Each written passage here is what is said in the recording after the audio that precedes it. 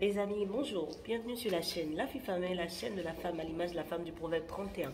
Merci de me retrouver aujourd'hui sur cette chaîne sur laquelle je vous challenge, je vous motive, je vous booste avec des idées d'activité, de la motivation, des idées de passage à l'action également. Et aujourd'hui justement, je suis à la journée des héroïnes organisée par Tatiana Assi, venue tout droit de la Côte d'Ivoire. Journée pendant laquelle elle nous a partagé des clés que je vais vous partager tout de suite. A tout de suite sur la vidéo. Alors, si tu viens de découvrir la chaîne, n'hésite pas de liker, commenter, t'abonner si ce n'est pas encore fait et activer la cloche de notification afin d'être informé dès que je mets en ligne une nouvelle vidéo. Alors aujourd'hui, dans ma vidéo, nous allons parler des personnes à connaître si tu es prêt à investir dans l'immobilier. Tu dois connaître ces genres de personnes si tu veux vraiment investir dans l'immobilier sans te faire arnaquer. Donc, à tout de suite. Comme annoncé dans la vidéo, je vais vous partager une liste de personnes à connaître impérativement pour éviter de faire arnaquer. Vous savez que si je parle de quelque chose dans une vidéo, c'est parce que je l'ai vécu ou j'ai eu à faire l'expérience là. Et c'est à cœur joie que je viens vous donner des clés pour ne pas tomber dans les mêmes erreurs que moi ou ne pas vous faire arnaquer ou ne pas procrastiner. Donc, pour vous permettre de ne pas procrastiner, si vous êtes prêt à investir dans l'immobilier, vous devez impérativement connaître comme toute première personne des gens qui travaillent dans les ministères. Dans les ministères, nous avons des agents administratifs qu'il faut impérativement connaître dans votre liste. Il faut avoir leur numéro de téléphone. Malheureusement, le monde est devenu égoïste. On est obligé de marcher avec les gens qui ont les mêmes intérêts, qui sont dans la même longueur d'onde que nous.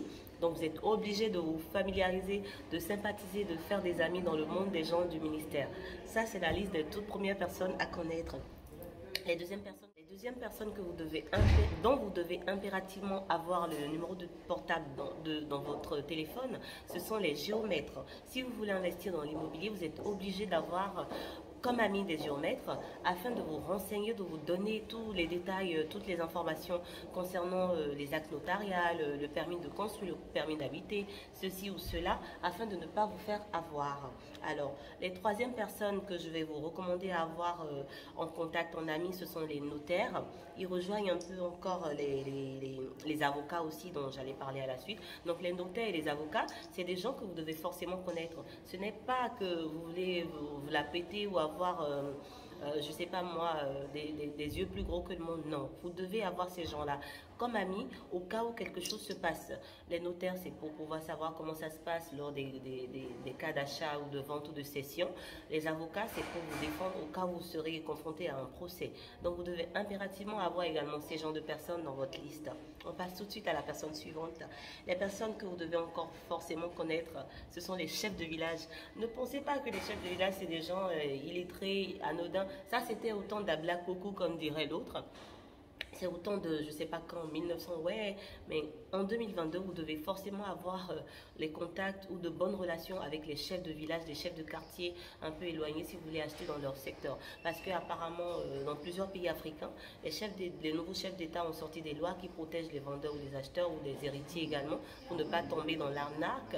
Et donc, avant de valider l'achat d'un terrain, il faut aller se renseigner chez le chef du village ou du quartier, afin que ce dernier confirme que cette maison ou ce domaine ou ce terrain appartient à X, Y ou Z, qu'il connaît le propriétaire, que ce n'est pas de l'arnaque, ou que le vendeur qui est en train d'acheter, ou encore les témoins que vous avez à ramener, est bien une personne physique, vivante, morale, que ce n'est pas de l'arnaque en fait, parce qu'il y a eu tellement d'arnaques, il y avait de meurtres. Moi je viens du Bénin, je parle de mon pays natal, je sais que ça coûte vraiment cher de se faire arnaquer quand on achète un terrain et que les choses ne sont pas faites vraiment dans les règles.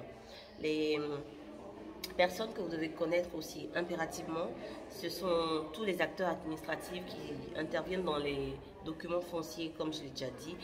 Et je sais que vous allez me dire qu'il y a des gens super importants que je n'ai pas cités, à savoir les démarcheurs. C'est bien beau d'avoir les contacts des démarcheurs parce que c'est eux qui vous mettent en relation avec les vendeurs ou les acheteurs et tout. Mais ils ne sont pas si importants que ça. Ils sont nécessaires, mais ils ne sont pas importants. Mais la liste des gens que je viens de vous citer, c'est des gens très très importants à avoir dans votre liste d'amis. Si toi, tu as déjà toutes ces personnes-là dans ton contact téléphonique, dans ton répertoire, et de me donner ton avis également par rapport à la vidéo. Et si j'ai omis quelque chose, n'hésite pas à le partager afin que les autres soient aussi informés. Merci d'avoir été avec moi sur la chaîne La Fille Famille, la chaîne de la femme à l'image de la femme du proverbe 31.